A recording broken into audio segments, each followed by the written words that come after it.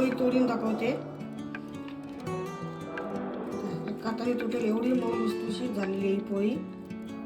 आणि आपलं सारण पण अगदी काटोकाट भरलेलं आहे. संक्रांत जवळ आली की आपण प्रामुख्याने गुळपोळी बनवतो. पण गुळपोळी बनवताना गुळपोळी करपते, वातड होते. तसेच सारण पोळीच्या कडेपर्यंत पसरत नाही, तर टुमटुमीत फुगतही नाही. सारण कडेपर्यंत पसरलेली, वातड न होता आणि तोंडात टाकताच विरघळणारी, म्हणजे सहज हाताने तुकडा मोडणारी खुसखुशीत गुळपोळी तयार करण्यासाठी काही खास ट्रिक पाहणार आहोत. म्हणजे तुमची पण गुळपोळी एकदम खुसखुशीत आणि एकदम मऊसूत होईल. तर चला पाहूया रेसिपी. नमस्कार मंडळी, मी रश्मी किचनमध्ये तुमचं खूप खूप स्वागत आहे. गुळपोळी बनवण्यासाठी सर्वप्रथम आपण पीठ मळून घ्यायचं आहे. तर 1 वाटी मी गव्हाचं पीठ घेतलेलं आहे. त्याच्यामध्ये 2 चमचे असे बेसन पीठ टाकून घ्यायचं. बेसन पीठ आवर्जून टाकायचं, म्हणजे गुळपोळी आहे ही एकदम खुसखुशीत होते, वातड होत नाही. थोडंसं मीठ टाकून घ्यायचं. हे सर्व साहित्य चांगलं मिक्स करून घ्यायचं. त्यामध्ये आपण हा 1 चमचा तूप गरम करून टाकायचं. तूप गरम करून टाकलं तर आपली पोळी आहे एकदम अशी मऊसूत होते. तुम्ही तेल टाकलं तरी चालेल. तूप चांगलं आपलं कडकडीत अगदी गरम झालेलं आहे. हे पाक हे मी त्याच्यामध्ये टाकून घेते.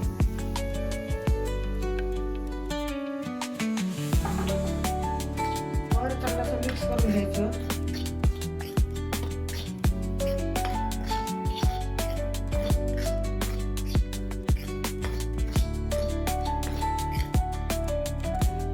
त्याच्यामध्ये थोडासा आपण सोडा टाकून घ्यायचा, खायचा सोडा.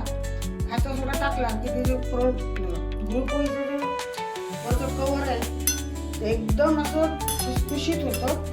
गुळपोळी म्हणा, पुरणपोळी म्हणा या खवापोळी म्हणा, कुठलीही पोळी बनवताना थोडासा असा सोडा टाकला की त्याच्यावरचं जे कवर आहे आपलं पुरणपोळीचे काय तर ते एकदम असं खुसखुशीत होतं. हे चांगलं मी मिक्स करून घेते. चांगलं असं मिक्स करून झालेलं आहे की आपलं दाणेदार पीठ तयार झालेलं आहे. तुपाचं मोल दिल्यामुळं अशी मूठ वळते तोपर्यंत पीठ चांगलं असं मिक्स करून घ्यायचं. म्हणजे आपलं तुपाचं मोल बरोबर झालेलं आहे. त्याच्यामध्ये मी थोडं पाणी टाकून मळून घेते.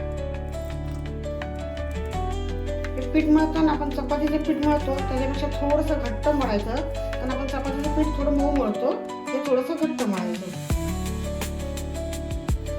ते थोडंसं असं तूप टाकून गोळ्याला असं लावून घेते. पिठाच्या गोळ्याला तूप टाकलं परत असं मिक्स करून हे पीठ आपल्याला अर्धा तास झाकून ठेवायचे. आपला अर्धा तास होते पीठ भिजून, तोपर्यंत आपण एका भांड्यामध्ये तीळ भाजून घेऊया. सारणाची तयारी करूया. तीळ चांगली अशी मी खमंग भाजून घेते. तीळ चांगली अशी भाजून झालेली आहे, एकदम खमंग असे भाजलेले तीळ. त्यात आपण एका प्लेटमध्ये काढून घ्यायचे. बंदच आहे पण आपली पॅन गरम आहे, त्याच्यामध्ये मी खसखस टाकून देते. 2 मिनिट अशी खसखस घालून घ्यायची.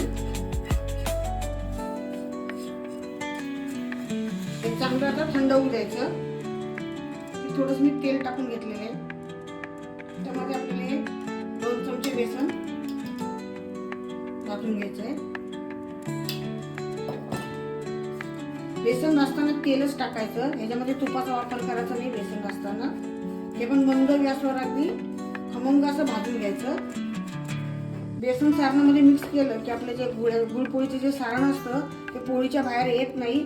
एकसंध आपलं सारण तयार होतं. थोडंसं बेसन आवर्जून टाकायचं. आपलं बेसन पण चांगलं असं खमंग भाजून झालेलं आहे. बेसन भाजताना मंद गॅसवर भाजायचं आणि असा त्याचा सुगंध सुटतो. कलरही चेंज झालेला आहे बेसनचा. तांबूस कलरवर बेसन चांगलं भाजून घेतलेलं. आता ते बेसन मी काढून घेते प्लेटमध्ये. आपण जे तीळ खसखस घेतले होते त्याच प्लेटमध्ये मी बेसन घेते. थोडीशी सुंठ पावडर टाकून घेऊया. वेलची, केशर, शिरपे. ते आपले सर्व साहित्य थंड झाले. त्याच्यामध्ये गूळ टाकून घ्यायचा. गूळ एकदम बारीक चिरलेला गूळ आहे. ते मिक्स करून घेते.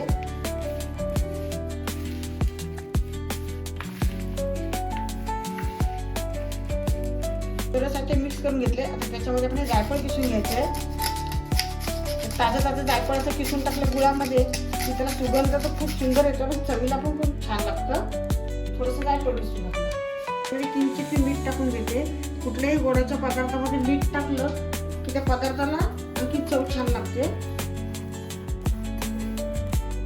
सर्व साहित्य आपण मिक्सरच्या भांड्यामध्ये काढून घेते. मिक्सर चालू बंद करून म्हणजे प्लस मोडवर मिश्रण करून घेतलेलं आहे. असं मला दाखवते. एक संद मिक्सर आता तयार झाले. गोळा तयार झालेला आहे त्याचा. आता हे मी काढून घेते एका भांड्यात. आपण जे सारं मिश्रण ठेवलं होतं त्याच्यामध्ये जे मी काढून घेते त्याच प्लेटमध्ये. तुम्ही पाहू शकता आपलं मिश्रण कसं तयार झालेलं आहे. थोडंसं ओलसरही झालेलं आहे. आता आपण गुळपोळी करायला घेऊया. अर्धा तास झालेले आहे. आता आपण कणिक बघूया. कणिक छान अशी मऊसूत भिजून झालेली आहे. आता आपण त्याचे गोळे करून घेऊया. हे गोळे करून असे झाकूनच ठेवायचे म्हणजे ते कोरडे होणार नाहीये. ह्याच्यातले एक मी गोळा बाजूला घेते आणि बाकीचे गोळे असे झाकून ठेवते. आता आपण जो गोळा घेतला होता तो चांगलासा हातावर मळून घेते. त्याची गोल वाटी करून घ्यायची. ह्याच्यामध्ये आपण सारण भरून घेणार आहोत. हे सारण आपण याच्यामध्ये असं भरून घ्यायचे. म्हणजे चारी बाजूने कड्या बंद करून पोळी आपण लाटून घ्यायची. सुकं पीठ लावून घ्यायचं आणि पोळी आता लाटून घेते मी. पोळी लाटताना अगदी हलक्या हाताने लाटायची.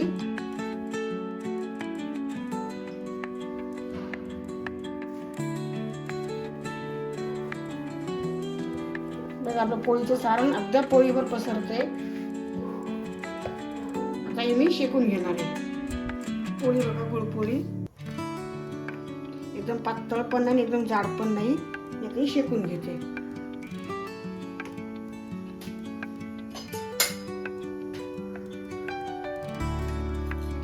असे वरती थोडे फोड आलेले आहेत. ते आपण असे पलटून घेऊया. उलटून घेऊया.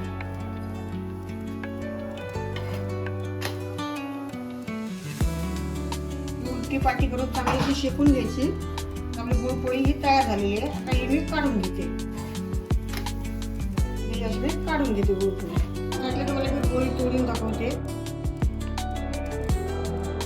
हाताने तुटेल एवढी मऊ लुसलुशीत झालेली ही पोळी. आणि आपलं सारण पण अगदी काटोकाट भरलेलं आहे. तरी गुळपोळीची साधी सोपी रेसिपी तुम्हाला कशी वाटली ते कमेंटमध्ये सांगा. तुमचा अनुभव माझ्याबरोबर शेअर करा. आपल्या चॅनलला सबस्क्राईब करा. आणि हा मंडळी, माझ्या आईची जी रेसिपी होती त्याला तुम्ही खूप खूप प्रोत्साहन दिलं त्याबद्दल तुमचे खूप खूप धन्यवाद. जय श्री कृष्ण.